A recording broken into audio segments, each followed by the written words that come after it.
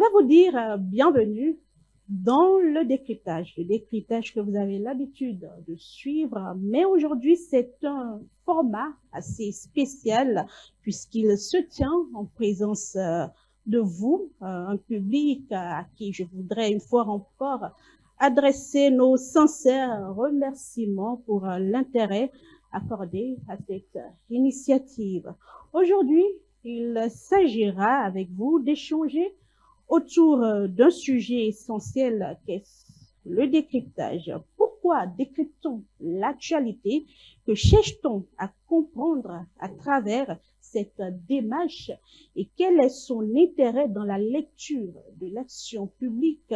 Mais avant d'ouvrir les échanges avec vous, il revient à notre consultant politique, Agapit Napoléon Maforican, de poser les bases de cette réflexion. Son regard et son expérience nous permettront de mieux comprendre l'essence même du décryptage, sa méthode, ses exigences et sa finalité.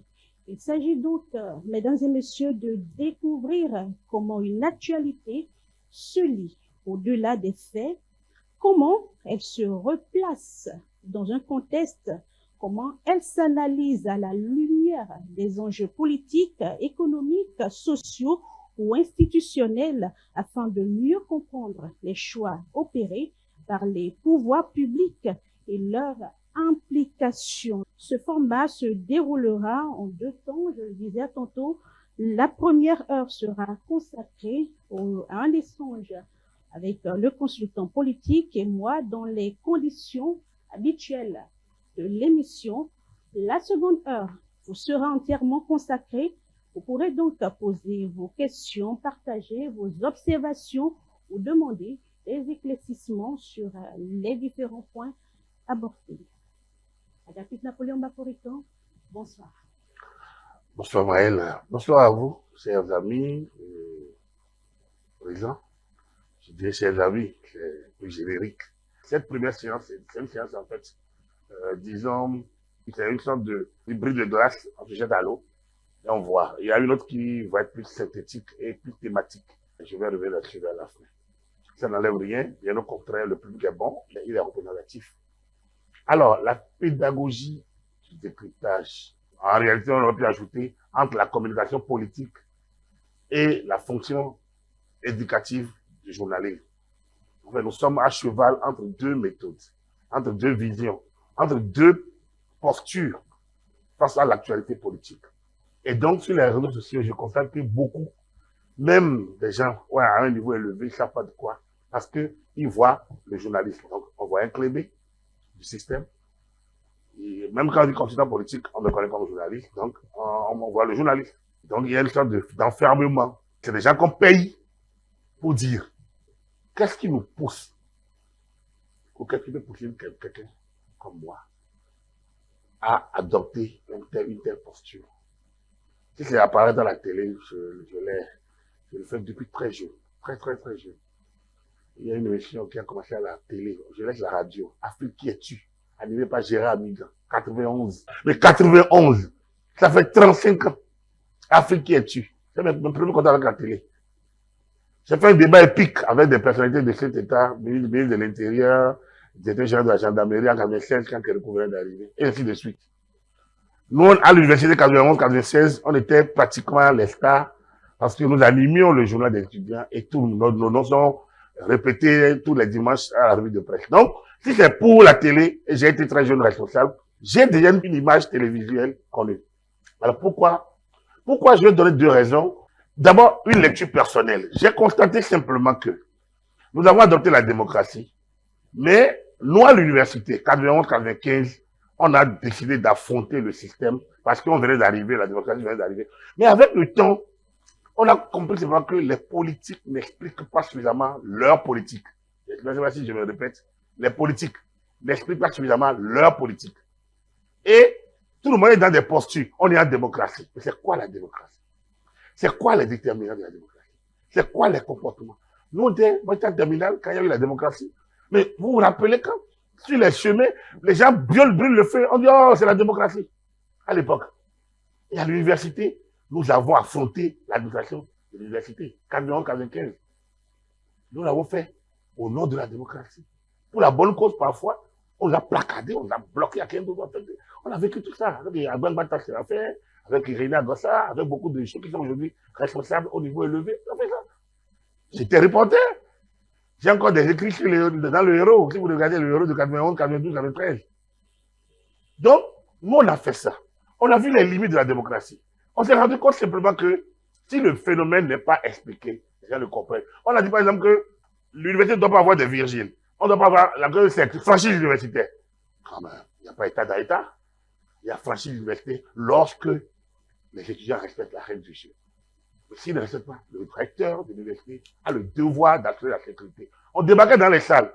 On sortait les étudiants. On a même tabassé un professeur. Au nom de la démocratie. On dit non. Nous, on était responsables d'étudiants, mais on voyait les choses dont les gens disaient, oh, ils ont un pied dedans. Et puis non. Ça dépendait de l'éducation qu'on a eue, l'éducation à la maison, l'éducation politique. Parce que moi, comme je le dis souvent sur l'antenne, j'ai été membre du PFPB. Pas directement, mais membre du cercle d'études révolutionnaires. J'ai fait le MRU et le MRS, Moment Révolution Scolaire. Et donc, cercle d'études révolutionnaires. Et donc, tous les vendredis, on nous faisait l'instruction. Donc, moi, j'ai compris, entre la catéchèse du Dieu, qui me parle de Dieu, et l'endoctrinement en griffe idéologique du parti, j'ai une formation qui me prédispose à comprendre ce qu'on appelle l'ordre. La religion, c'est l'ordre. C'est la morale. Le parti politique, c'est l'ordre. C'est la discipline. Donc, moi, une fois la démocratie est arrivée, je connais ça. On a fait les années universitaires, on entre dans la presse. Donc, c'est la première raison de ça. Encore, les gens ne comprennent pas de quoi on parle. Ils ne comprennent pas. Alors, il faut que les autres fassent la pédagogie. Ils ne le font pas. Et chacun reste dans sa posture et avance. Ça peut faire dire, ça peut faire passer au job de nous, par exemple, de passer de la société civile à la politique. Et quand les gens les attaquent, c'est pas leur faute à eux.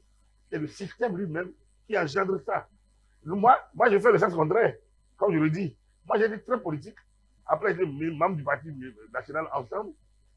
Enfin, moi, je suis disciple, comme on le dit, de Albert Tévoiseret. Donc, membre du Parti national Ensemble, pour faire court. Et nous avons été membres du FCBE.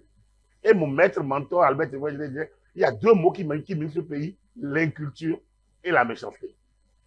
Alors, lui, il disait ça à son temps. Et Robert Dossou, à la conférence nationale, dit, ah, mais ce pays, ce qu'il faut créer, c'est la béninoiserie. Pierre Shaw vient en 2011, il parle de la rouerie. Et tout le monde ne parle que du béninois. Et vous remontez à Emmanuel Mounier en 1948, qui parle d'intellectualisme teinté de mesquinerie. Alors vous vous demandez, mais est-ce que Bénin là, est-ce qu'on est si mauvais? Non. On ne cause pas, on ne discute pas, on ne se parle pas, on ne dialogue pas. On fait des monologues croisés. Chacun, même quand tu as un collaborateur devant toi, il t'écoute, il quitte au bureau. Plus convaincu que jamais de ce qui te manquait en tant que toi. Est-ce qu'il a évolué? Est-ce que vous évoluez quand je vous parle? Pas évident. Chacun reste enfermé. Et ce n'est pas ici.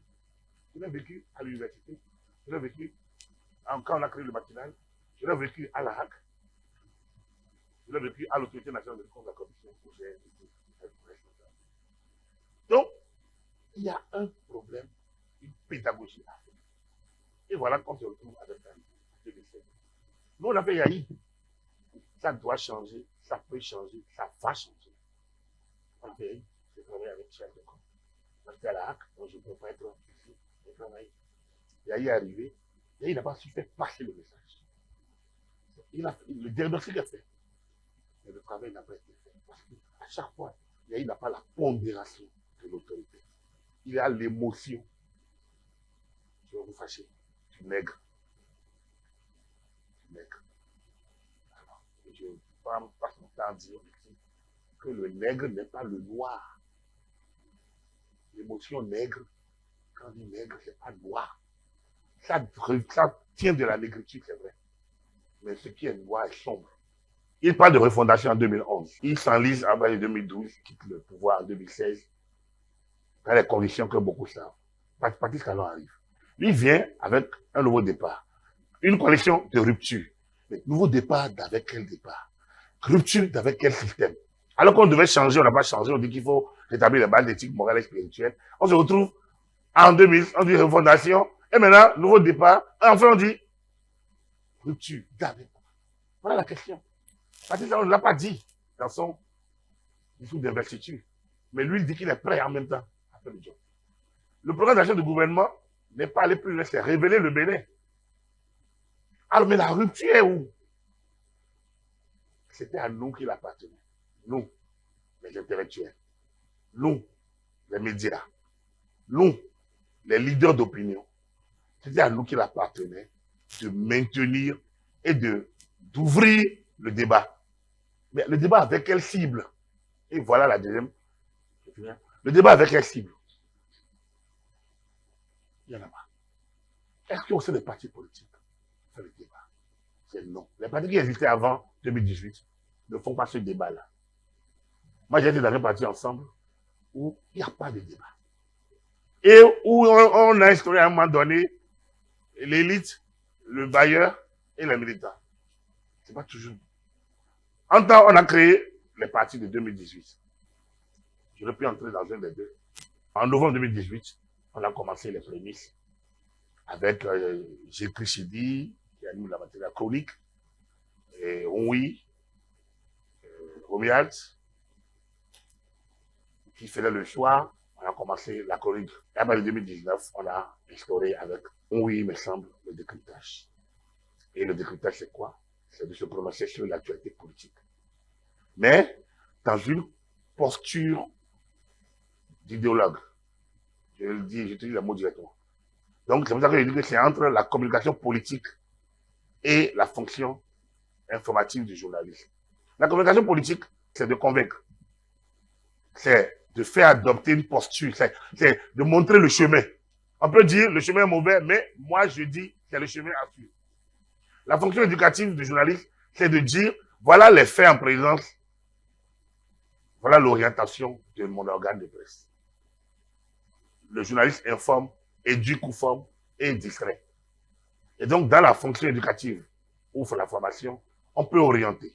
Et c'est ça qu'on appelle la ligne politique ou la ligne éditoriale. Ah donc, ici, quand je suis arrivé, on dit quelle est la ligne? C'est la pédagogie des actions des pouvoirs publics. Ouais, c'est pour la pédagogie. On répète, mais on explique. Par le décryptage, par les analyses, il y a des analyses ici, et par des duels. Voilà un peu globalement. Nous avions estimé en 2018 qu'il fallait commencer. Et dans la foulée de on va aux élections, on ne va pas aux élections, cette de conformité, tout ça, il fallait expliquer que nous avions déjà commis tout ça. Il fallait prévenir contre certaines dérives. Et c'est voilà comment le décryptage s'est installé progressivement et a passé les moments de turbulence comme les élections d'avril, le 8 avril 2019, les premiers 2 mai 2019, c'était pas facile, et la suite. Et voilà, là où on en est arrivé. Il fallait bien ouvrir un dialogue. Et puisqu'il n'y a pas l'agora pour le faire, j'ai ouvert moi mon dialogue en 2 types de monologues, le mien et le vôtre. C'est-à-dire que quand moi je parle, je laisse quelqu'un qui réagit sur les réseaux sociaux. Sur le décryptage, je ne réagis jamais. Les propos, ils disent n'importe quoi. Et ils attaquent, je ne mets pas de mots, je lis tout. Quand je vais sur les AE TV, je ne réagis pas. Pas parce que je n'aime pas réagir, parce que j'estime que moi, j'ai déjà dit pour moi. Je laisse les autres dire pour eux. Mais il faut bien instaurer le débat une fois. Actuellement, on est dans un moment d'accalmie. On a fini avec les élections. Tout est un peu calme actuellement. On peut ouvrir le débat un peu dans cette enceinte et peut-être l'élargir progressivement. Merci à vous, consultant politique. Vous avez commencé à établir les faits, à parler du besoin de Boni Yayi de changer, qui parlait de refondation, Talon qui a voulu rompre une certaine méthode qu'on a connue au Bénin. Est-ce que c'est ces successions de faits qui donnent aujourd'hui le besoin ou le besoin de vouloir décrypter l'actualité? Pourquoi on ne commente pas tout simplement? Quelle est la différence entre commenter en faire et décrypter l'actualité? Bien, alors la posture, commenter, c'est donner l'avis. C'est donner l'avis, c'est dire comment. Commenter, dire comment. Donc, dire sa vision, dire ce qu'on pense. Le décryptage va au-delà. Celui qui décrypte, c'est celui qui dit au-delà des mots, qui sort au-delà des symboles, mais on met des mots, on met des phrases. Donc, le décryptage est une lecture approfondie qui dépasse le niveau de l'analyse, mais qui va au-delà donc de l'entendement général. Décrypte. Le crypte, c'est l'écrit. Donc, on donne plus de visibilité à ce qui est dit, à ce qui est entendu. On invite M. X. Il est sachant dans le domaine. On lui dit, viens nous expliquer. Il dit, d'accord. À moins d'une heure, on l'appelle. Et il dit, ah oui, voilà, mon patron m'a appelé. Ah, je suis bloqué à Dassa. Une fois, 2 fois, 3 fois. Tu te dis, mais, au fait, ce qu'il veut dire là, tu connais? Tu peux dire ça mieux que lui.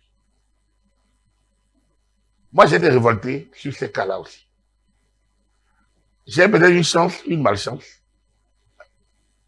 C'est les deux se croisent. C'est que, moi, j'ai été à l'école politique très vite. Et je mets l'école politique et l'école religieuse ensemble. Il y a toujours quelque chose qu'on acquiert. Ensuite, je suis un accro de la télé, de la radio. Donc, j'ai grandi à l'école. Tous ceux qui sont acteurs aujourd'hui, je les connais tous, sauf les plus jeunes. Mais la génération 55 là, et autres, c'est moi. Les plus anciens, comme les Robert Dossou, on les a eus. Moi, j'ai eu Robert Dossou. C'était des gens pour nous qu'on vénérait à l'époque, parce que grand militant, grand rhétoricien, grand professeur, un homme courageux. Donc, Robert Dossou, on peut ne pas l'aimer. Et beaucoup parmi eux, ils sont dessus. Donc, bref. Tu leur dis, venez. Le gars dit oui, je viens. Et au dernier moment, il te lâche. Et je me dis, mais celui que j'appelle pour me commenter telle actualité, pourquoi il va se faire désirer alors que c'est son devoir de le faire? Les partis politiques doivent avoir des gens qui combattent l'actualité. En Europe, on regarde, mais des gens font 3-4 plateaux le même soir. Mais ici, s'ils n'ont pas un médiatour, ils ne se libèrent pas. Il faut les démarcher. Bon, nous-mêmes, on va créer notre système interne. Et moi, j'ai pris le volet de cryptage. Personne, François Xavier Lumont a pris le volet économique. Et il faisait sa chronique économique, je faisais ma chronique politique. Et après, on est allé au décryptage. Et voilà. Par contre, toutes nos télévisions, radios, les télévisions, reçoivent une subvention. On est ce qu'on appelle un contrat avec le gouvernement. Et pour relayer les actions. Pour relayer les actions. Le gouvernement n'impose rien à personne. Moi, j'ai fait l'accéléré de communication un peu de Yahi. C'est pas la même chose. Donc, le gouvernement n'impose pas. La preuve, les opposants, on les démarche, ils ne viennent pas parfois. Donc, ici, tout le monde peut venir. Mais nous devons faire la paix. Au moins, il faut mettre l'information au service des populations pour que le peuple qu'on dit souverain sache de quoi on parle. Mais s'il ne connaît pas, comment il va choisir? Il ne faut plus choisir au faciès. Il ne faut plus choisir à la région. Il ne faut plus choisir à celui qui soit l'argent. Il faut choisir celui qui est en mesure de... Donc, quand Macron est arrivé pour dire, je vais faire ci, je vais faire ça, les gens ne comprennent pas l'attaquer. Non, il a dit. Patrice Talon a dit, je vais faire. Il est arrivé, il ne comprend pas l'attaquer. Soglo, on pourrait l'attaquer en 91. Lui, il est venu pour remettre le pays en ordre. Il n'a plus des engagements chez personne. Mais les autres, Patrice Talon et Boni Yaya a dit, je vais changer les choses. Il a commencé les changements, les gens le bloquent. Les gens le bloquent. Lui-même n'a pas pu se révolter et trouver la coalition pour pouvoir. Et celui qui est venu après lui dit, moi, je sais où je vais. Et lui s'est donné les moyens. Il faut faire en sorte que ça n'échoue pas. Sinon, pas génération de 10 ans, on va échouer. C'est pas de Soglo, ça fait 5 ans. On a dit Soglo, on a fait revenir Kérékou. 10 ans. Les 10 ans de Kérékou, on peut les schématiser. Immobilisme, paix et esprit de bonheur. Ils ne touchent à rien. Les médias, si bon nom peut vous faire vendre, allez. C'est pas parce qu'il n'a rien fait. Quand on regarde la politique du gouvernement de 1996 à 2006, il y a eu du bon. Mais je ne touche à rien.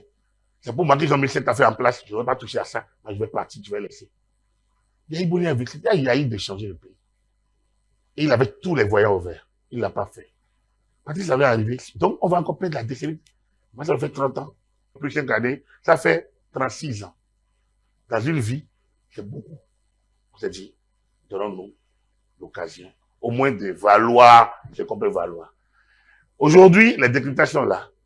Et ce qui fait plaisir, les décryptages sont bien décryptés, comme on peut le dire. Parce que nous avions prévu. Parce que je dis toujours, c'est au-delà des mots, des symboles, on met les mots. et on attend. C'est pas que de commentaires, c'est pas que de l'analyse. On va au-delà. On affirme. On affirme. Quand on affirme que il n'y a pas de couleur au Parlement, c'est que j'affirme. Il n'y a jamais, un Parlement de monocolore n'existe pas. Nul dans aucun pays. Il n'existe dans aucune théorie de science politique qu'on doit aller aux élections avec une opposition. J'ai fait le droit électoral. J'ai un master en management des élections. Et il existe simplement que les élections doivent être ouvertes, plurielles.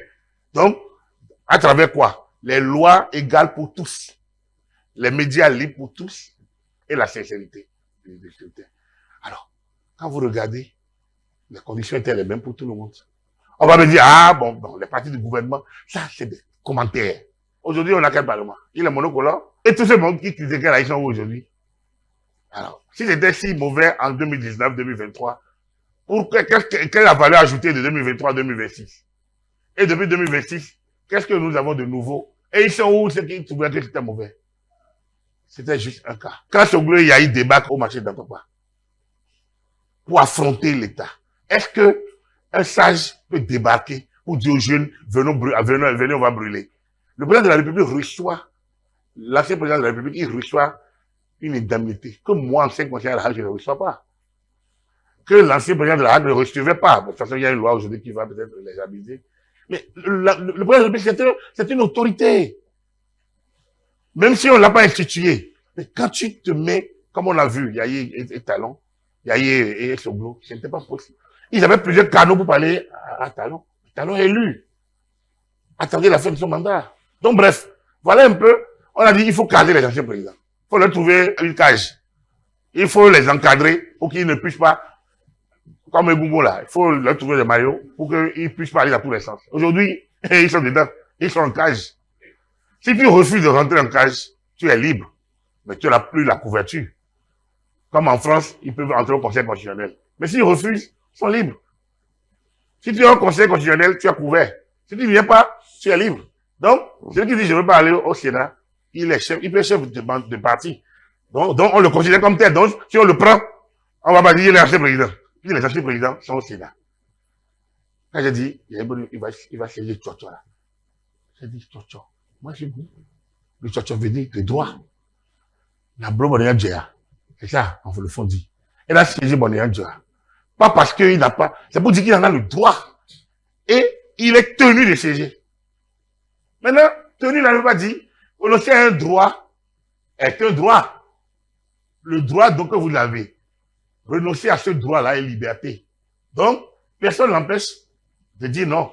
Mais s'il dit non, désormais, il sera considéré comme un citoyen ordinaire. Quand on vous écoute, on a l'impression que le décryptage est beaucoup plus centré sur la politique. Est-ce que ça ne réduit pas le concept même de ce mot si on le voit essentiellement sur le volet politique? Et c'est aussi à se demander alors qui pour décrypter les qualités. Est-ce que simple journaliste peut expliquer une actualité en remontant à des faits?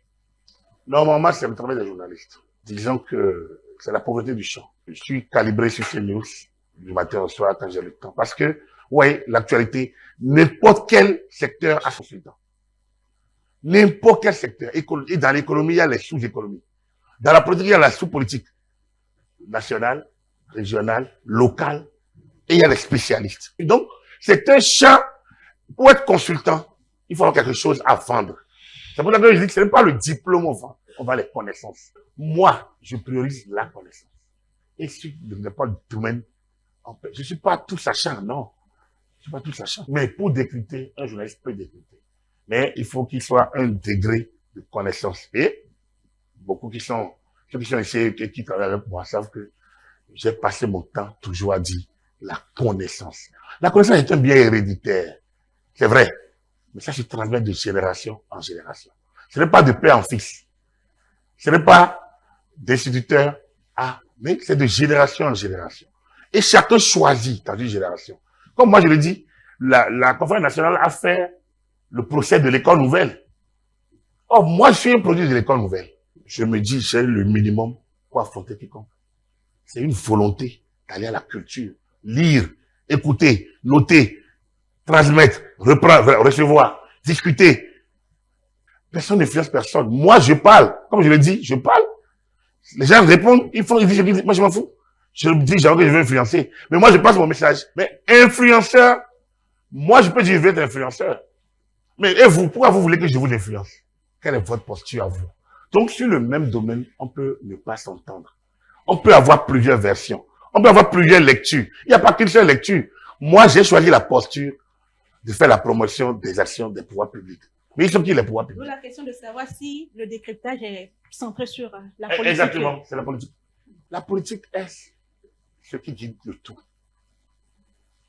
Écoutez, moi je vais bien au-delà, c'est l'élection. C'est elle qui conditionne tout. Dès que l'élection est terminée, le gars il devient le maître absolu d'un navire et vous conditionnez un voyage de 7 ans désormais. Vous avez dit quoi? Démocratie? C'est où il y en a? En France, le Parlement qui est là n'est pas relatif. Et les gens disent, Macron va démissionner. J'ai dit, il ne démissionnera jamais.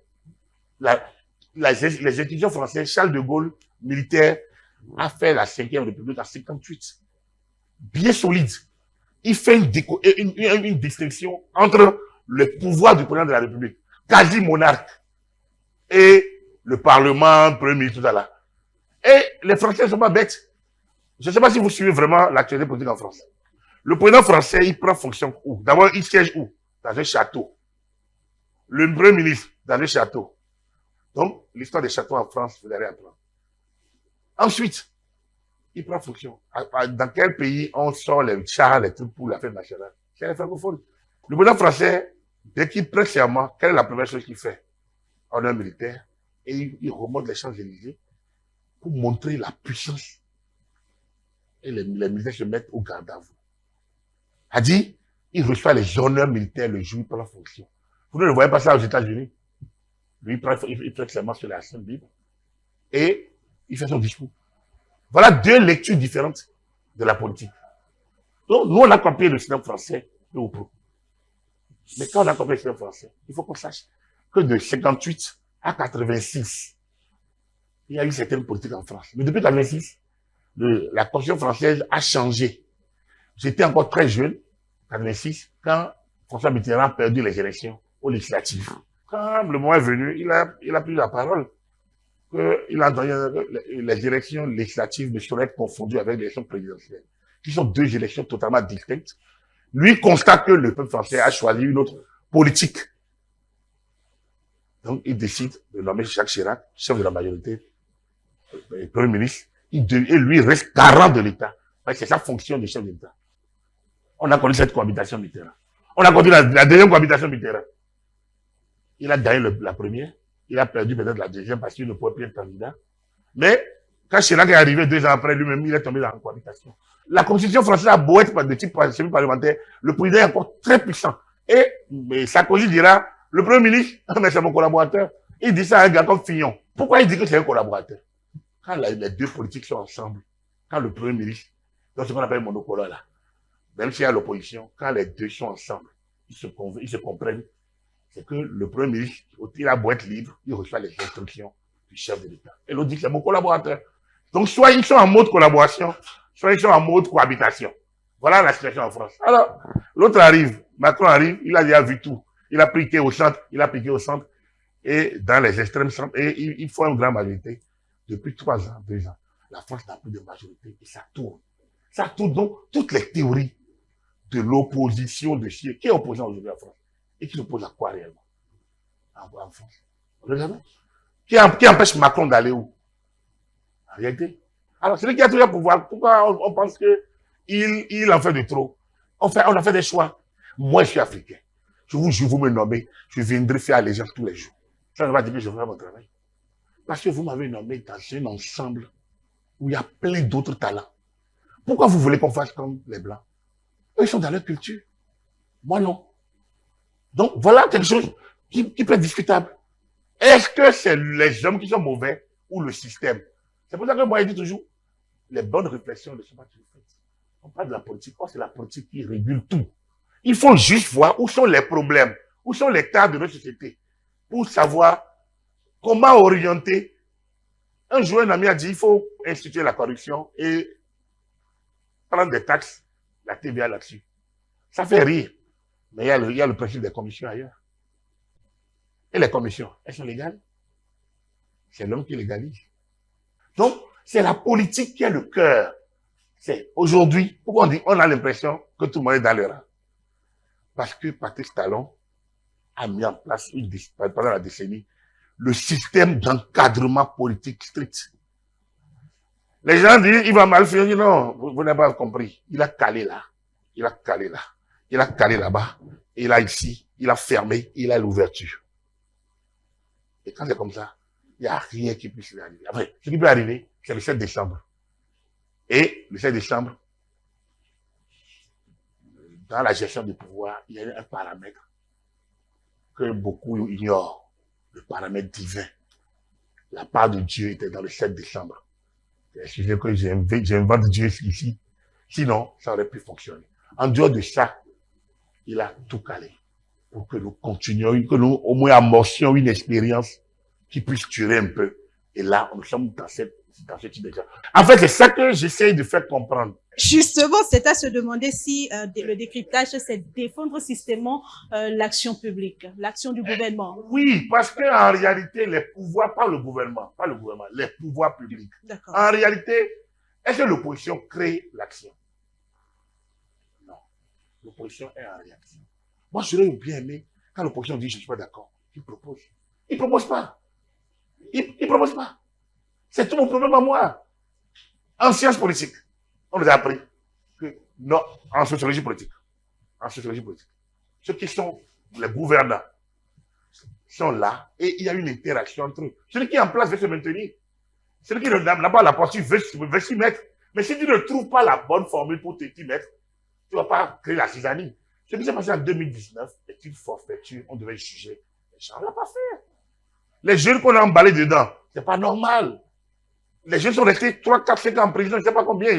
Mais normalement, c'est les commanditaires qui devraient aller en prison. Et vous devez, normalement, vous poser cette question. Ceux qui sont allés en prison en 2019 n'étaient pas ceux qui devraient y aller. Mais c'est ceux-là qu'on a pris sur les champs. Et les autres. Et ceux qui sont tapés dans l'ombre. Et qui, certains se sont fait élire après. D'autres sont ici, bon, on est dans les institutions. C'est ça. Donc, ce n'est pas que le gouvernement. Nous, on défend, on fait la pédagogie. Nous, on est là pour ouvrir le débat, le champ, et permettre à d'autres d'interagir. Si ils trouvent leur créneau, mais tant mieux. Vous pouvez venir. Si vous voulez, vous avez d'autres manières de penser. Venez. La seule chose, venez argumenter. Donc, c'est pas que pour défendre le gouvernement. C'est les pouvoirs publics quels qu'ils sont. Et c'est pas nécessairement défendre. C'est eux qui ont leur politique. Première chose, c'est de faire la pédagogie de la politique. Donc, quand on aura le programme d'action du gouvernement, notre devoir, nous, c'est de faire la propagande sur ce programme d'action. Est-ce que c'est journalistique? J'ai dit oui. Si on enferme un peu, si on resserre un peu le compas. Moi, je l'ai un peu écarté à cause du moment de contexte. Et le contexte, on en parlera une autre séance. C'est la décennie Talon. Il est important que nous nous appesantissions sur la décennie Talon. Et vous comprendriez, parce que je ferai un petit retour sur les 56 ans avant l'arrivée du Talon. Et vous comprendrez pourquoi la décennie Talon, on devrait tout accepter. Tout. Pour repartir sur une nouvelle base. Je suis tout passionné par ailleurs.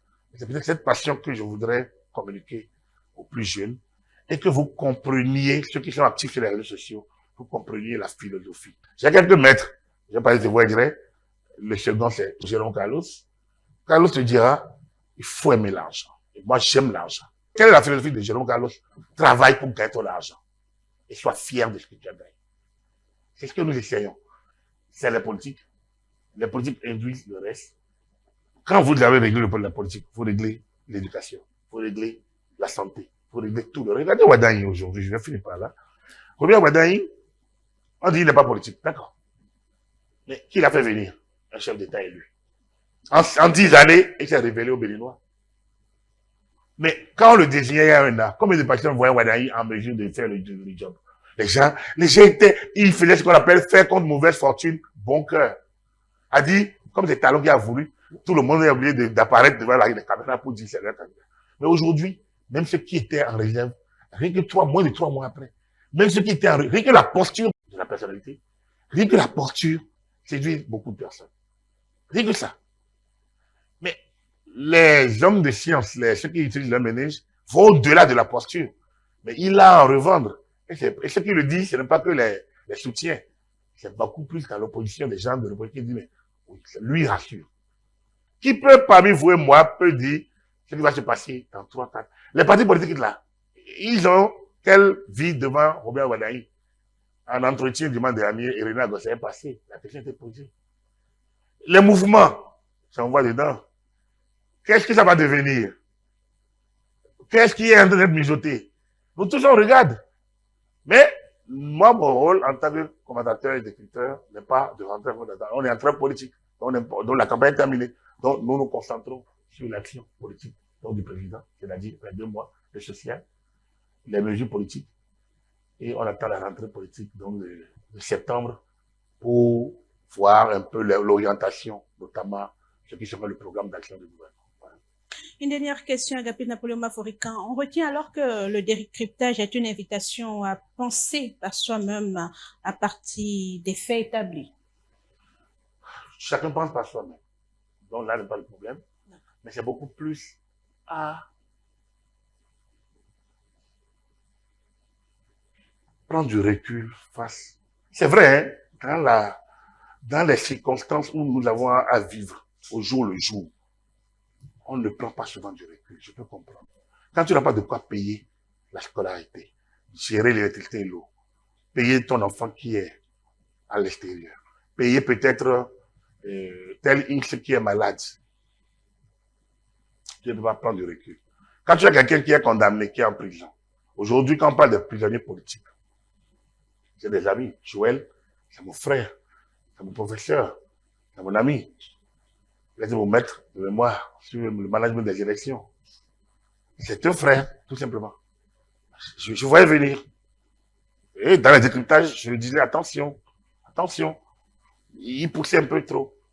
Mais est-ce que vous pensez que c'est une fierté de le... Moi, je suis fier de le voir en prison? Non. Mais est-ce que je dois attaquer le juge? Non. Vous voyez, c'est ça, parfois, tu es dans ce dilemme, tu prends le choix de l'État. Joël, Olivier Bocor, je ne peux pas dire que c'est quelqu'un que je ne connais pas. Bien au contraire. J'ai été meurtri, je vais vous le dire, par ce qui s'est passé. Et là, je voyais venir. Je voyais venir dès que les mouvements continuaient, malgré la sortie du président Talon. Dès que Talon a dit, je ne suis pas quelqu'un qui fait ci, qui fait ça. Normalement, les mouvements auraient dû cesser. Ils n'ont pas cessé. Ça a continué. Tous les jours, je retournais, parce que on ne peut pas défier un système en place. Surtout si on l'a bâti soi-même. Et il y a eu la suite. Et vous avez écouté le requisitoire du procureur spécial? C'est à enseigner dans les écoles de sciences politiques. C'est tellement, ce qui est écrit là, c'est bien écrit et c'est bien contextualisé. Que ça ne vous arrive jamais. Un pays en guerre, un pays où on fait coup d'État à tout moment, un pays où on tue le chef de l'État, c'est un pays où tout est renversé. On ne peut pas savoir ce qui va se passer. Donc moi, en septembre 2024, j'avoue que j'ai vécu un moment où, quand vous entendez ce qui a été planifié, a été dit, honnêtement, tu as la chair de poule. C'est compliqué parfois de prendre position lorsque ça arrive à certains moments. Mais tu es obligé d'avancer. Quand tu apprends ce qui s'est passé, tu es obligé de dire non. Donc, autant, Joël, je n'ai pas aimé, autant le grand frère Olivier, ça m'a choqué. Et donc, on est dans ça. Et les gens prennent position pour dire, ah, il n'a pas soutenu, il n'a pas fait ceci. Oui, on peut être dans ce dilemme-là. C'est le travail également du consultant.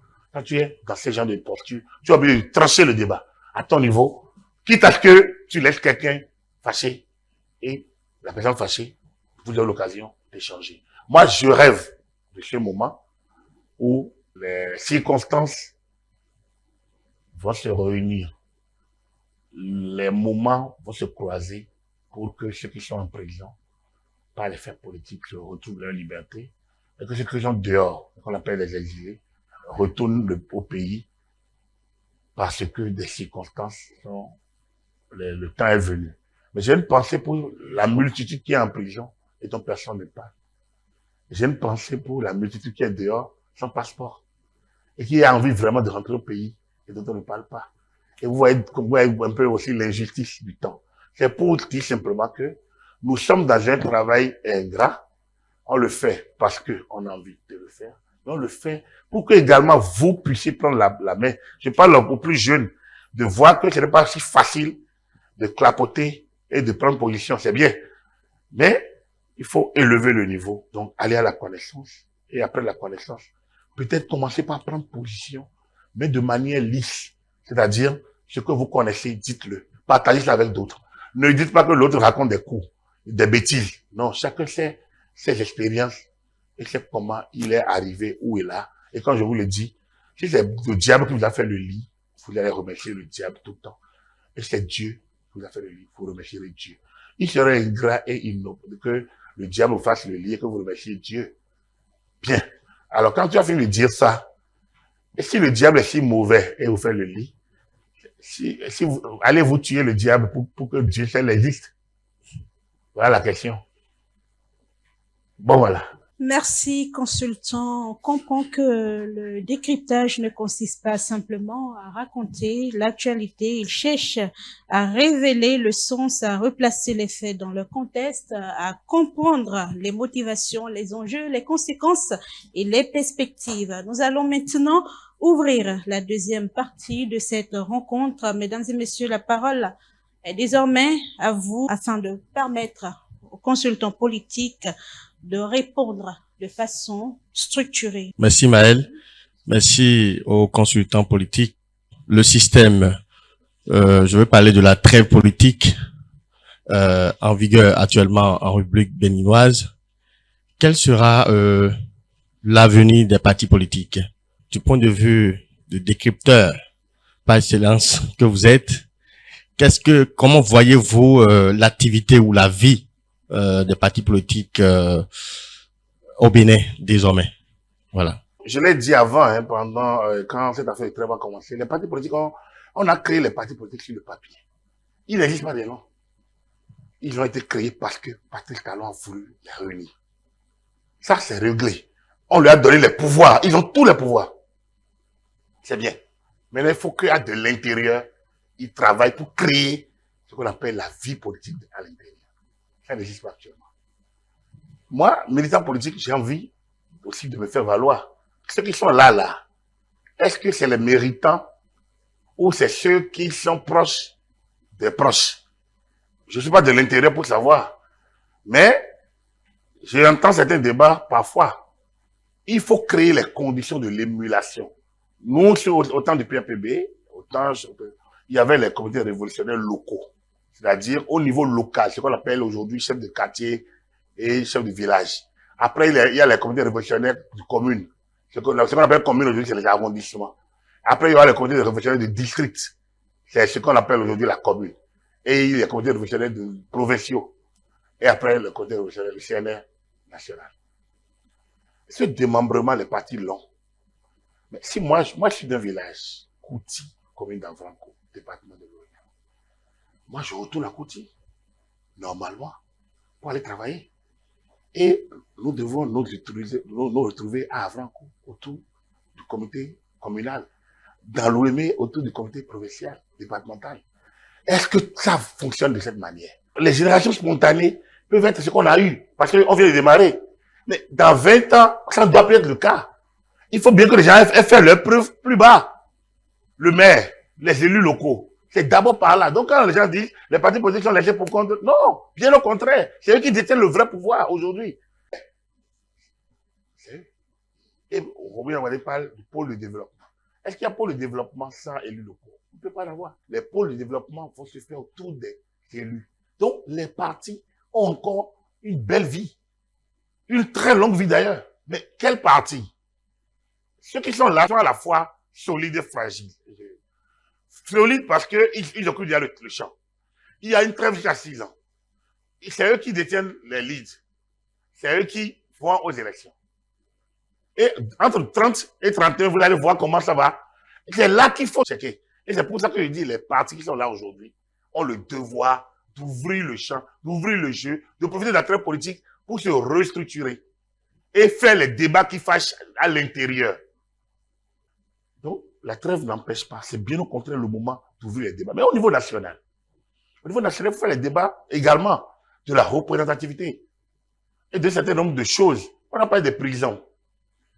Moi, j'estime toujours que la prison n'est pas un lieu pour des intellectuels. Ce n'est pas un lieu pour des gens qui ont mal parlé, qui ont fait... Non, c'est pour des bandits, des gens qui sont dangereux. C'est eux qu'on doit maintenir en prison pour moi. La prison, on doit trouver un autre mécanisme pour sanctionner ceux qui, comme les Aïvors, et comme beaucoup d'autres dans ce champ-là, Rekia, Aïvors, d'autres, ont des dérives peut-être, à moins qu'on ait d'autres choses qui les accusent et qui les rendent très dangereux. Donc voilà, mais ces débats, il faut les faire quand on est en moment de calme, pas en moment d'élection. Et donc il y a plein de thématiques qui peuvent faire l'objet de grands débats. C'est Angèle qui dit toujours que on va chômer. Je dis non, on ne chômera jamais. L'actualité n'est jamais en veille. Et vous allez voir, quand il y aura la rentrée politique maintenant, vous allez voir qu'il y aura de nouveaux sujets. Et progressivement, on va oublier Yahi Talon. La focalisation sur Yahi Talon aujourd'hui au Sénat va disparaître avec le temps. Et on va retrouver le centre de l'idée, c'est-à-dire les questions de développement. Donc, les partis vont jouer leur rôle. Et moi, ce que je vous demande, c'est d'adhérer au parti. Maintenant, il faut adhérer au parti.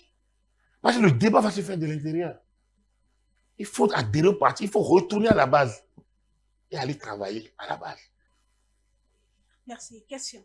Merci beaucoup, monsieur le consultant. Merci, Maël. D'abord, je vais commencer par cette citation de Albert Évoque qui dit, je cite, Historia magistra vitae.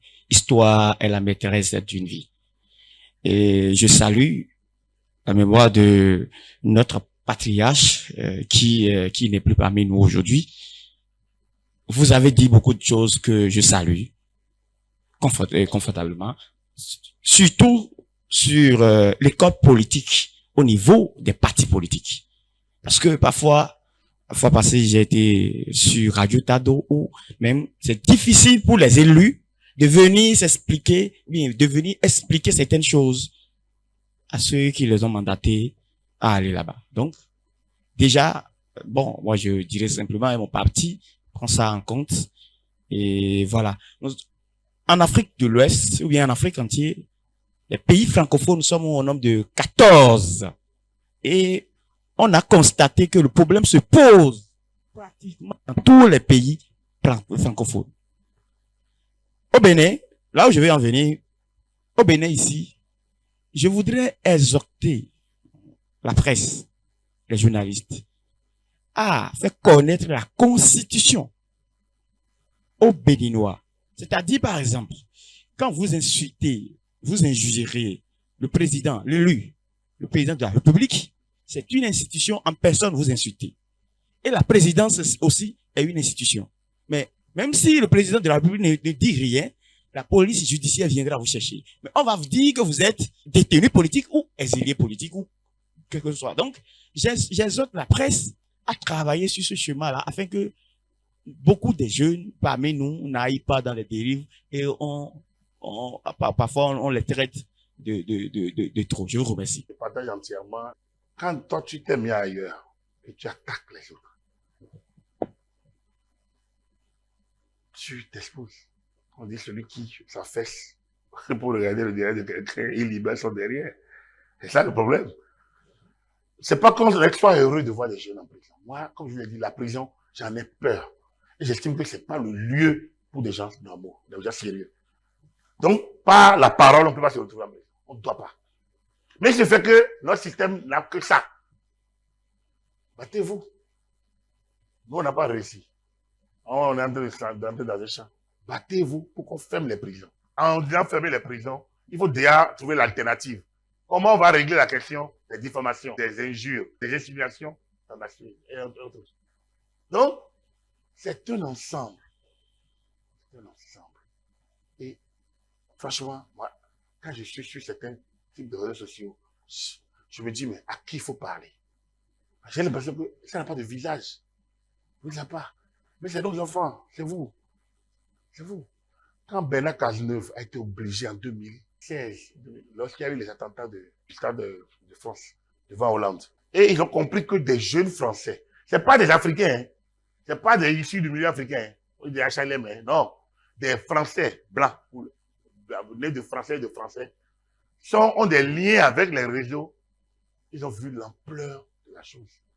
Bernard Cazeneuve, qui était Premier ministre, est allé au siège des grandes plateformes là, notamment Facebook, pour demander qu'ils mettent en œuvre des pare-feux. On dit, attends, si vous n'êtes pas en mesure, vous, de gérer le flux chez vous, pourquoi vous voulez que nous mette des pare-feux là-bas? C'était le premier débat. Donc, vous êtes incapable de gérer, disons, à votre frontière. Il y a des pays dans lesquels vous ne pouvez pas faire, certaines choses ne peuvent pas se faire. Mais en France, c'était possible. Au nom d'une certaine liberté, sans limite. Aujourd'hui, on interdit l'accès aux androïdes, en tout cas, au moins de 16 ans. Dans la grande France de liberté, c'est dit simplement quoi. Il n'y a pas de liberté sans limite. Il n'y en a pas. Et il faut que la jeunesse, qui prend le relais, se convainc vraiment de ça. J'ai été sidéré par la création d'un ministère en charge de l'engagement citoyen. J'avoue que ce jour-là, c'est la meilleure. Pour l'ancien depuis APB, comme je le dis toujours, nous, on a compris ce qu'on appelle civisme, patriotisme, idéologie. Et quand on dit école nouvelle, on dit discipline, travail. École nouvelle, unité de production. École nouvelle, donc, qu'on oublie. Alors, quand on dit ça, chaque mot a son contenu. Mais ici, votre école là, c'est quoi votre école? Comment on l'appelle? Quelles sont vos idéologies?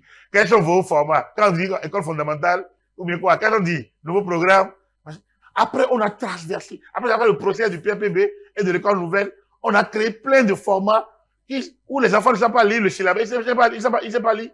Ils lisent les mots comme des photos. Ils ne peuvent pas lire. On continue en 2026 de faire comme les Blancs, qui ne font plus ça. C'est ICP, CNC2, CM, CMD. On va où? À la question. Il y a du potentiel dans la jeunesse. Nous avons façonné, on a pris par là. Et quand les anciens voient que vous avez du potentiel, il faut confiance. Et moi, j'ai eu cette chance. Quand vous parlez, même si je n'ai pas d'accord avec vous, on vous appelle après. J'ai eu un débat avec le feu général Bratier, je vais finir par là. Sur la sécurité, il était directeur général de la gendarmerie nationale. C'était en 2016. Quelqu'un venait d'arriver et il y a une recrudescence de l'insécurité. Et il y a eu un débat qu'on a fait. Et puis, sur la télévision nationale. Le pauvre Bratier, moi, je n'étais responsable de rien. Donc, je pourrais tout dire. Mais à la fin, on m'appelle. Je dis, jeune homme, je t'écoute, c'est bien. Vous êtes des journalistes, c'est plus facile pour vous.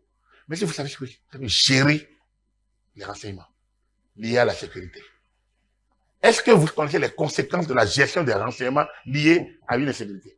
Lorsque vous apprenez que l'enfant de telle autorité est impliqué dans une telle situation, vous savez ce que ça comme implique, vous savez comment on gère ça. Et pendant que nous gérons ça, vous apprenez ça et vous mettez ça sur la place publique. Il n'avait encore rien vu au théâtre 2016. Il n'a qu'à attendre 2026 pour voir ce qui se passe. En réalité, quand on est responsable, on a d'autres postures que quand on est comme vous. Je voudrais dire comme vous, je parle des jeunes qui n'ont pas encore de responsabilité. Et c'est là que vous devez lâcher. Vous lâchez. Et surtout, vous livrer, comprendre, poser vos problèmes, mais ne pas trancher. Merci. Merci, monsieur le consultant. Alors, ma question est la suivante. Est-ce que le Sénat rajoute réellement une réflexion institutionnelle ou ce n'est qu'une couche administrative de plus? C'est ma question. Je peux dire qu'il y a deux. Imaginez le Tolegba. Comment il est venu là? Vous connaissez ce qu'on appelle Tolegba? La divinité de chaque village, normalement. Qui l'a mis là? Les hommes. Mais dès qu'on l'a mis là, il est devenu Tolegba. Et c'est les mêmes hommes qui l'ont mis là. Ils sont obligés d'aller faire la révérence. Les gens ne vont pas là, comme on peut fouler n'importe quel endroit. La mosquée, qui a construit la mosquée? C'est un maçon, c'est les différents corps de chantier, de métier. Mais dès qu'on l'a consacré mosquée, cathédrale, temple, on y entre avec les postures idoines. Ça veut dire quoi? On lui a donné le sens de l'autorité qu'il incarne. Et donc, le Sénat incarne l'autorité qu'on lui a donnée. Nous, on s'est battu tout le temps. En tout cas, moi, j'ai toujours estimé qu'on ne peut pas laisser un ancien président de la République en rade. Pour m'amuser un jour, pour m'amuser, en tant que journaliste, j'étais président, j'étais conseiller à la rade, tout ça. Et je me suis retrouvé libre. Et je commentais sur les réseaux propres à nous. Un jour, quelqu'un dit, mais allez, occupez Agapit, il va se taire un peu. Et sinon, tant qu'il sera libre, il va te voir vos défauts. Mais nous, on était dans un forum un peu fermé. On a rigolé de ça. Mais c'est pas faux en réalité. Quand tu es libre, tu vois trop les incidents de l'autre. Et quand tu n'es pas autorégulé encore,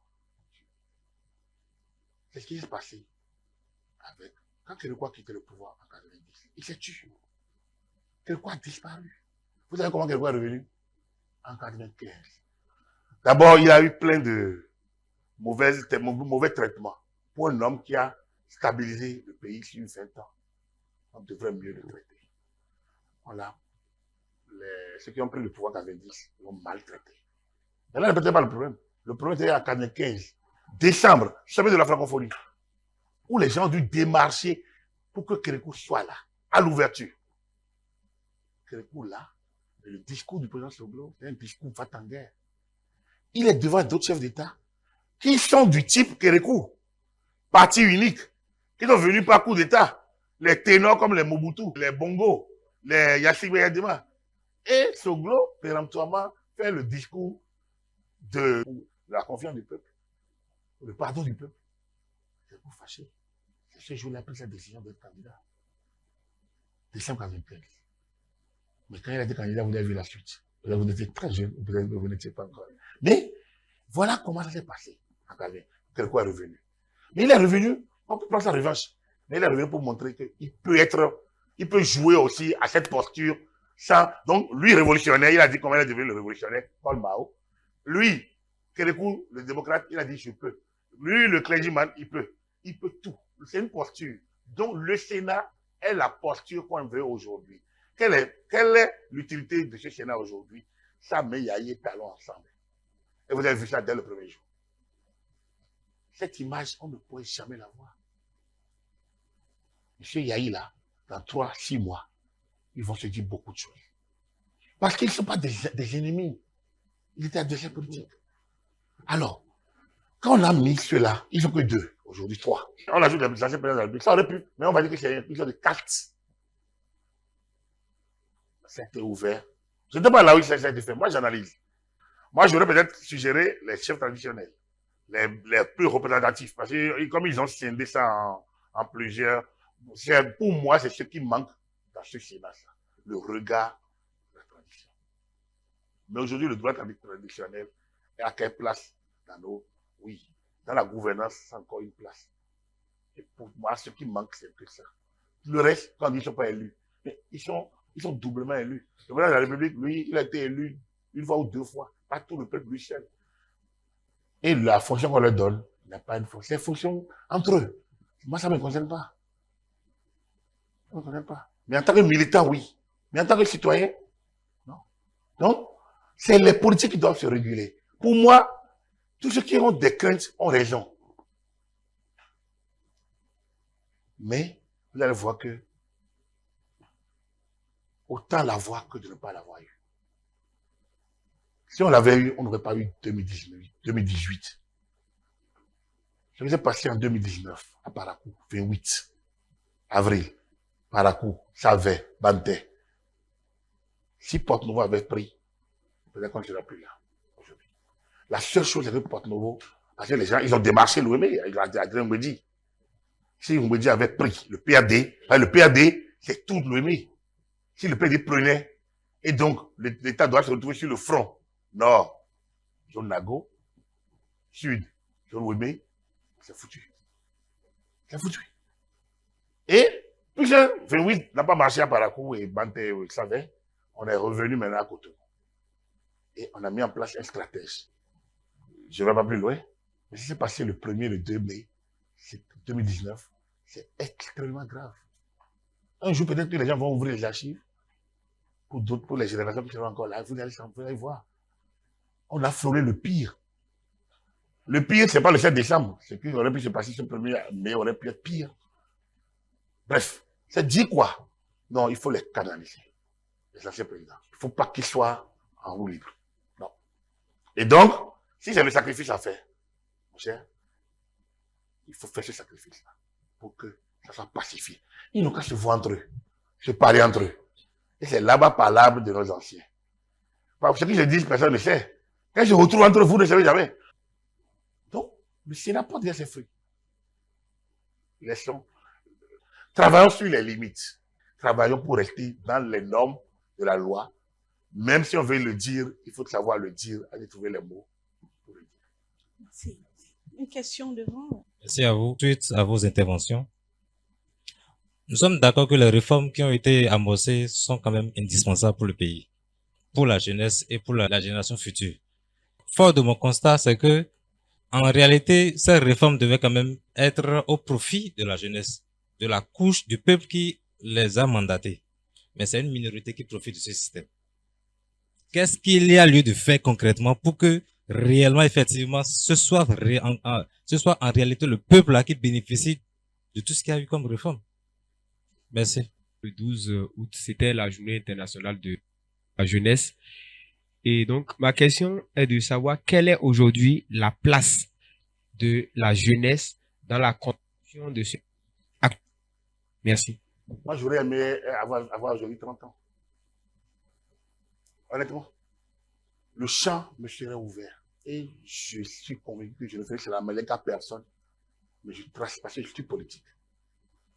La première question, chef d'entreprise, président de l'association, normalement, le champ vous est ouvert. Mais si vous restez association, vous n'avez pas le champ.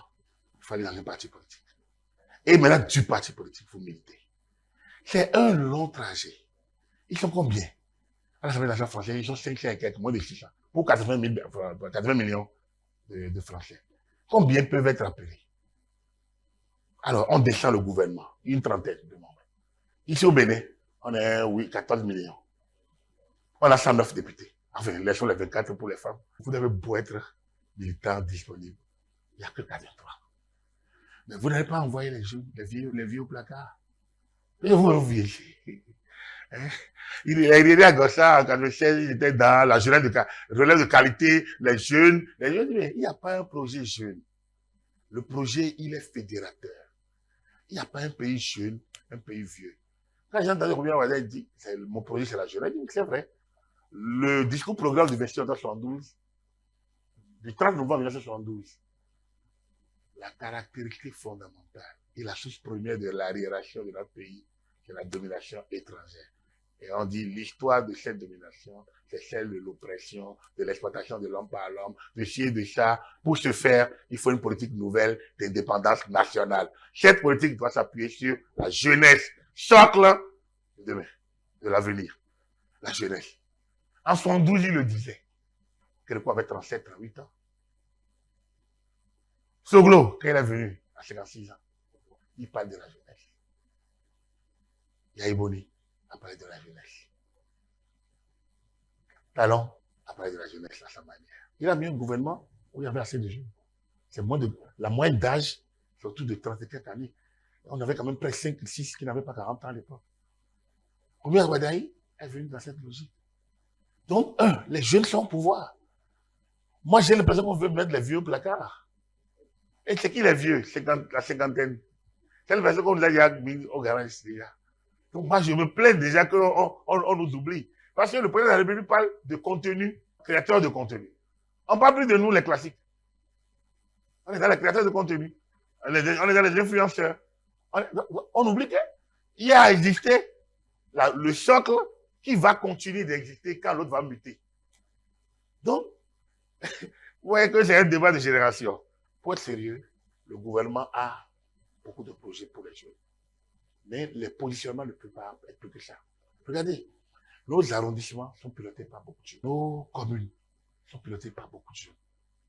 J'en connais beaucoup qui sont aujourd'hui chefs et maires, qui sont autour de 30, 40 ans. Voilà, à 30 ans. Donc, ils sont Ensuite, regardons le gouvernement. On n'en a pas autant jeune que Talon avait mis. Mais vous comprenez le problème. Le problème est qu'on est dans une suite. Et donc, quand on est dans la suite, c'est difficile de virer tout le monde.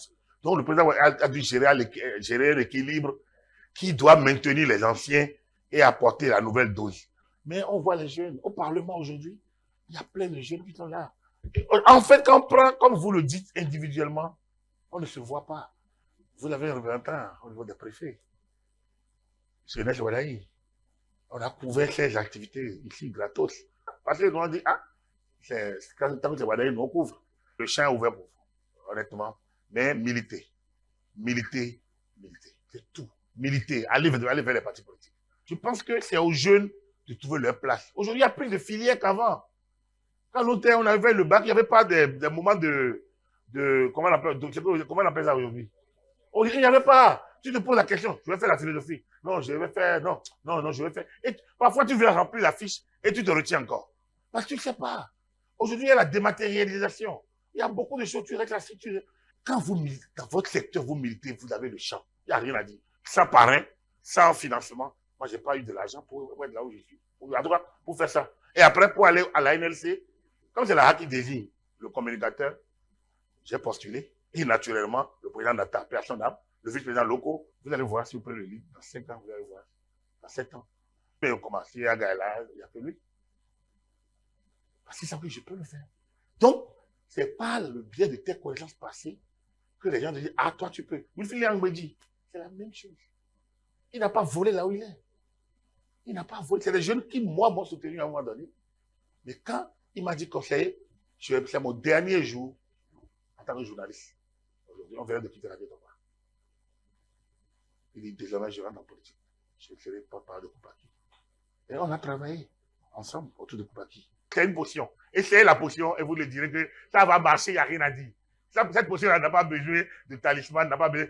Essayez ça, vous n'avez pas besoin même d'aller voir un confesseur, un apôtre, un bocano. Vous n'avez besoin de personne. C'est une potion magique, naturelle et divine. Voilà. J'ai le plaisir même de suivre le décryptage. Et cette émission que vous venez de faire, je prie que pas les partis politiques, mais des bailleurs internationaux vous accompagnent. Ces genre de programmes, c'est des programmes que je pense les fondations Friedrich Ebert et autres aiment encourager et vivement qu'ils vous accompagnent et que vous avez plus de moyens pour faire autant que peut cette promotion d'édification de la jeunesse. Et ce que je voudrais dire rapidement, c'est parlant des politiques que vous invitez et qui ne viennent pas souvent à vos sollicitations. Ma question est ça, ne voyez-vous pas que c'est l'ambiance de la peur qui a régné depuis 2016 et qui continue jusqu'à aujourd'hui? Et pas plus tard même qu'il y a, je pense qu'il y a une semaine, un politique, je veux dire son nom, le professeur Victor Tokpanou, a opiné, mais a été encore mal compris et il a eu des invectives par vos confrères journalistes, ils l'ont mal.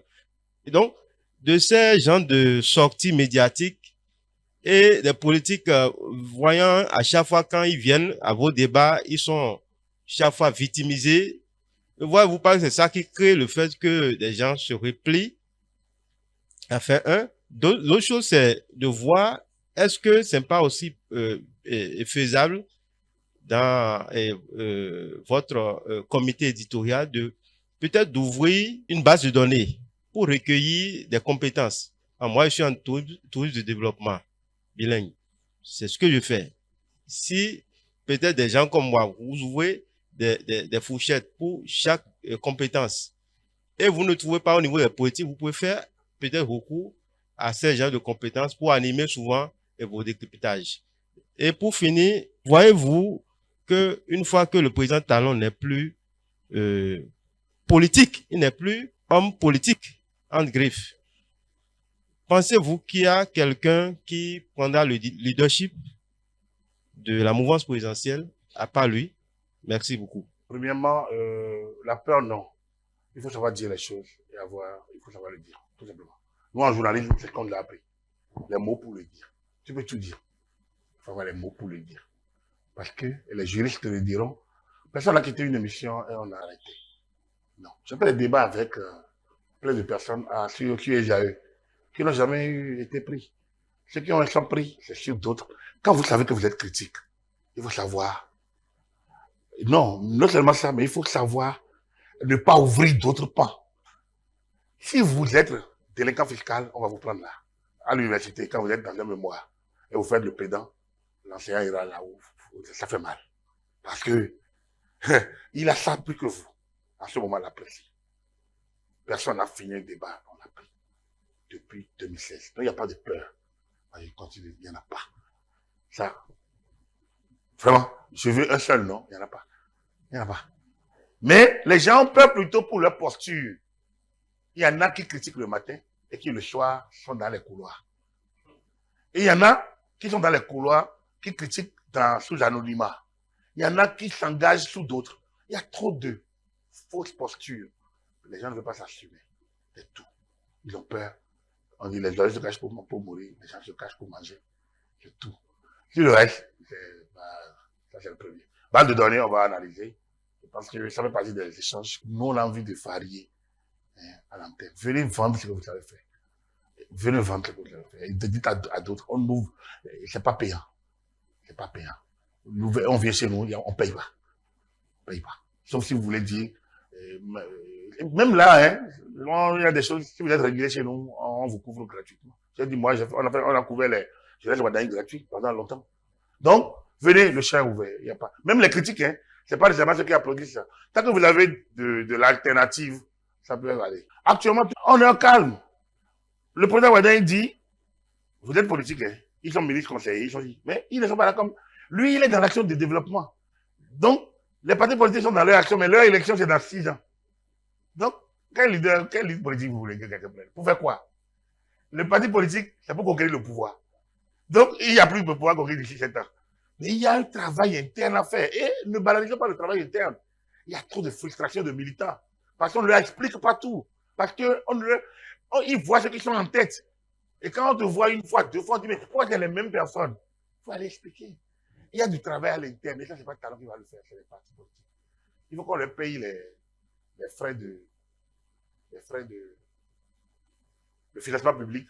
Ça, il faut que l'État déboute ça pour que les partis aillent sur le terrain, expliquer les politiques, expliquer leur politique, s'organiser. Ça, c'est un travail interne des partis. Même les partis, les démocrates, qui est de l'opposition, doivent pouvoir recevoir, à mon humble avis, une petite subvention, pour pouvoir aller sur le terrain. Et comme le parti c'est le premier parti qui s'est prononcé sur la trêve. Ils ont pris acte de la trêve politique et dit qu'ils vont s'organiser. Donc, on est dans un schéma, on a pris bien le talon chef de parti. Je voudrais remercier le consultant pour le travail qui a été fait jusque-là. Et je voudrais exprimer ma joie du fait qu'à chaque fois, vous rappelez votre amour, je vais le dire comme ça, pour le PRPB. Et qu'après, je vois le point que vous faites entre les régimes qui se sont succédés. Et je me rends compte, finalement, que vous avez une prise de position pour la gouvernance du président Talon, donc la décennie qui vient de s'écouler.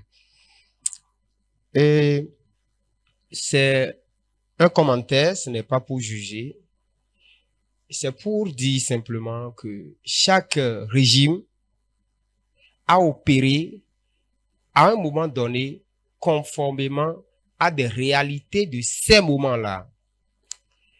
Et s'il y a eu performance dans le temps, c'est parce qu'il y a eu accumulation d'expérience. Le temps forge et permet d'être expérimenté, et celui qui a l'expérience, celui qui a connu, celui qui a vu, ne pourrait, s'il est intelligent, tomber dans les mêmes pièges au risque de se faire rattraper par les mêmes conséquences. Pour moi, c'est ce qu'il y a eu pour la décennie écoulée. Vous avez aussi expliqué qu'il faut miser. Si vous allez miser sur quelque chose aujourd'hui, il faut miser sur les élections. Vous l'avez dit dans votre intervention. Parce que c'est là que tout se décide. Après les élections, comme vous l'avez dit, il n'y a plus rien. Le pouvoir est donné. Donc le peuple a donné le pouvoir. Et celui qui a reçu le pouvoir devrait l'exercer. C'est vrai. Mais à mon avis, il faut miser bien plus au-delà des élections. Il faut miser sur le capital humain. Miser sur le capital humain par l'éducation. Je rappelle encore une fois votre fierté du PAPB. Je pense que c'est né du patriotisme que vous avez pu cultiver durant ce régime. Aujourd'hui, je pense qu'il y a un désert de patriotisme et c'est une notion sur laquelle il faudra non seulement éduquer, mais former de manière à ce que nous puissions, nous, jeunes actuels, ne pas commettre les mêmes erreurs dans le futur. Il y a ce que j'ai appelé l'exploitation rusée de la logique présidentielle ou gouvernementale. L'exploitation rusée de la logique présidentielle ou gouvernementale. Qu'est-ce que ça veut dire exactement? Vous avez fait une chute tout à l'heure. Les gens sont dedans, ils sont parmi eux, mais ne parlent pas peut-être le même langage. Ou d'autres sont dehors, ils sont opposants le matin même. Le soir, ils veulent être déjà parmi eux. Ça veut dire quoi? Nous suivons la logique qui est mise en place, même si nous ne sommes pas d'accord. Mais est-ce que c'est ce que nous voulons pour le pays? Si nous devons à tout moment être dans l'hypocrisie collective, est-ce que ça nous amène loin? Je voudrais finir pour vous poser une question. C'est de savoir aujourd'hui, personnellement, quelle est votre position politique? Merci beaucoup. Amour pour le PRPB, non. Je vais revenir sur cette période quand je reviendrai sur la décennie talent. On comprendrait mieux. Il faut une chronologie. Mais vous avez pris un aspect important, le patriotisme.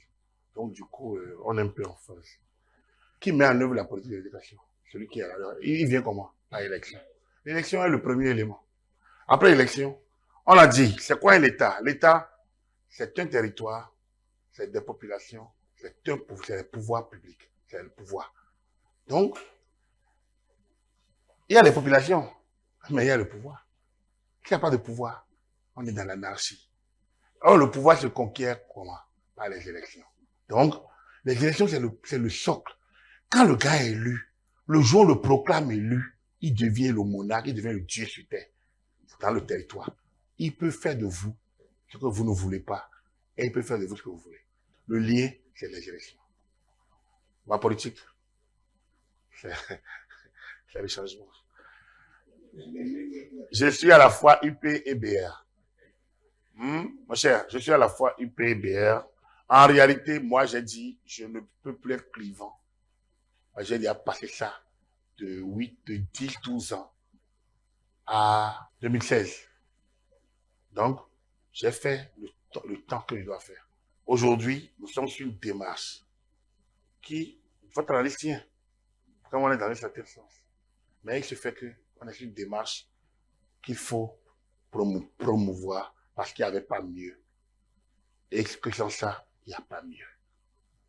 Il n'y a pas mieux. Je vais revenir là-dessus pour les 10 ans de la décennie. On va se revoir. Bonsoir Maël. Bonsoir monsieur. J'aimerais savoir qui dirige réellement le Bénin aujourd'hui. Est-ce que le président Ouattara ou le Sénat? Nous ne l'aurons pas, c'est Ouattara qui dirige. Mais je vais vous dire, nos épouses, il faut connaître la place des femmes dans la société. Les gens pensent que, comme les femmes restaient à la maison, elles ne foutaient rien. Qui a le temps de chuchoter dans l'oreille du chef? Mais c'est elle. À quel moment? Quand tu es déjà totalement avachi. Tu dis le oui sans le savoir. Mais tu as dit oui. Elle va te rappeler au matin là que tu as dit oui.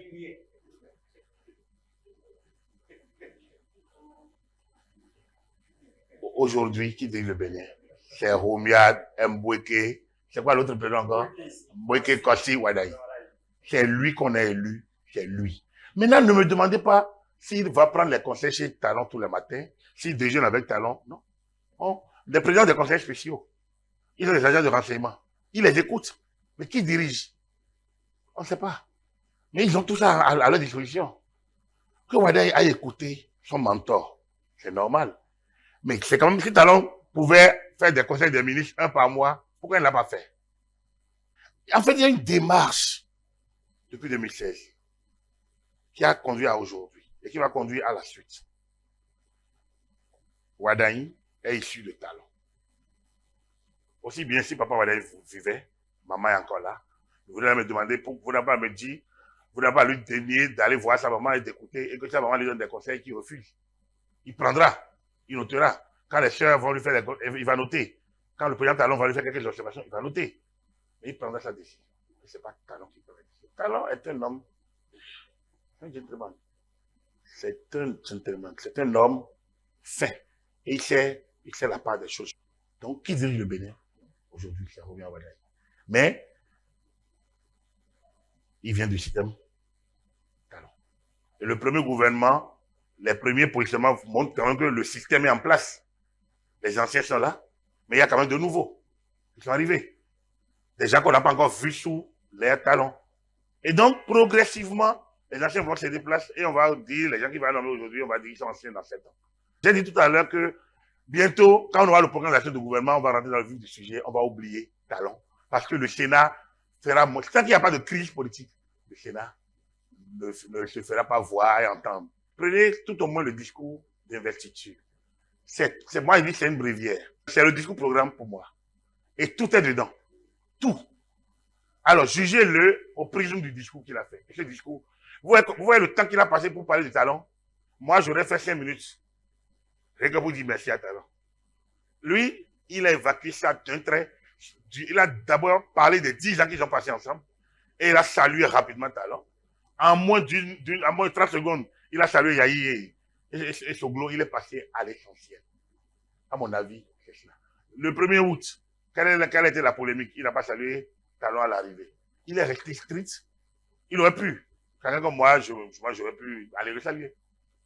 Parce que le protocole, vous êtes toi le patron. Et Yahi l'aurait fait. Yahi aurait pu laisser aller le saluer. Mais lui, il est venu. Il a salué ceux qui sont en premier rang. Même si, comme beaucoup ont dit lui, que c'est du cinéma, mais il a joué. Moi, dans le cinéma, j'aurais peut-être pu ne pas jouer. En disant, mais non, c'est mon faiseur de roi, moi, je vais le saluer. Donc, il a joué. Je pense qu'il n'y a que ces postures qu'on va voir. Et toute la vie est posture. Toute la vie est posture. Comme je le dis toujours. Si nous prenons des postures dans un moment, dans un sens, dans un autre. Vous êtes à la fois l'enseignant. Ensuite, vous êtes le papa de votre fils que vous tenez comme maître. Ensuite, vous êtes le maître catéchiste de votre, ainsi de suite. Vous êtes vous la même personne. C'est la même chose. Toute la vie est une posture. Le chef du parti, Djogbenou, est le président de l'Assemblée nationale aujourd'hui, où il dirige les 2 partis, et ainsi de suite. C'est des postures. Chacun doit connaître l'étendue et les limites et ne pas outrepasser. C'est tout. Chers amis, je vais vous remercier pour cette première séquence. En fait, c'est une série de 2. J'ai voulu créer d'abord le contact et que vous compreniez la philosophie. Il n'y a pas une main derrière, non. Ce n'est pas l'argent qui est derrière, non. Vous avez dit, c'est le patriotisme. C'est les gens, le gars qu'on a tué chez Patrice Talon, la nuit du 6 au 7. Lui, il est quoi? Il n'est pas un homme. Il faut y penser. Le 7 janvier 1977, moi j'étais à Kouti dans mon village, à 8 ans. Nous allions à l'église. Quand on voyait les gens courir avec les branchages et les machettes. Et notre tante qui nous accompagnait, on a fait votre face. Non, à la maison. Que les mercenaires sont là. Je ne sais pas comment je m'appelle mercenaire. C'est bien après. Et après moi, je ris. Ces gens-là, à 60 km de Cotonou, ils ont branchage. Donc si les mercenaires quittent Cotonou, ils n'ont pas voulu. Cotonou, pardon, 33, 40, 35 km. Mais avant qu'ils viennent chez nous, c'est fini, le pays est pacifié, ils ont dit à le pays. Et pourtant, mais Qu'est-ce qui les a amenés à faire ça? Le patriotisme. Il y avait une sorte d'émulation. Il y a des gens qui étaient chez eux, qui ont quitté à Cotonou ici, qui sont morts. Parce qu'ils ont dit, ah, moi, la révolution, il faut aller défendre la révolution. Est-ce qu'on les a payés? Voilà ce qu'on peut dire aujourd'hui. Il reste la deuxième partie qu'on va le faire. C'est sur la décennie talent. Et la place de cette décennie, c'est en fait c'était la philosophie de l'histoire. Vous verrez bien que chacun fait sa part, comme vous l'avez dit. Mais pourquoi nous devons mettre la décennie talent au cœur? C'est pas pour moi que je le dis, c'est pour vous. Si vous gardez la boussole, vous ne perdrez jamais le nord. On va pas parler que de la politique politicienne, mais on va parler de questions sensibles de développement, mais autour du décryptage. Une fois de plus, merci, je laisse Maël conclure. À sa manière, moi j'ai dit pour moi, je vous remercie infiniment. Et surtout pour la patience, je vous remercie infiniment pour ça, pour cette attention et cette discipline que vous vous êtes donnée. Merci beaucoup. Applaudissez-vous. Merci à vous pour vos interventions en espérant que vous avez eu réponse à vos questions. Merci également à vous, monsieur le consultant politique, pour vos analyses. Merci également, je le disais tantôt, à vous, chers participants, pour votre disponibilité, votre écoute attentive et la qualité de vos interventions. Cette rencontre aura, nous l'espérons, permis de mieux comprendre ce que c'est que le décryptage, une démarche d'analyse qui éclaire les faits, met en perspective les décisions publiques et nourrit une réflexion citoyenne fondée sur les arguments plutôt que sur les impressions. Merci aussi à la direction de Télé pour cette initiative qui rapproche encore davantage l'émission de son public.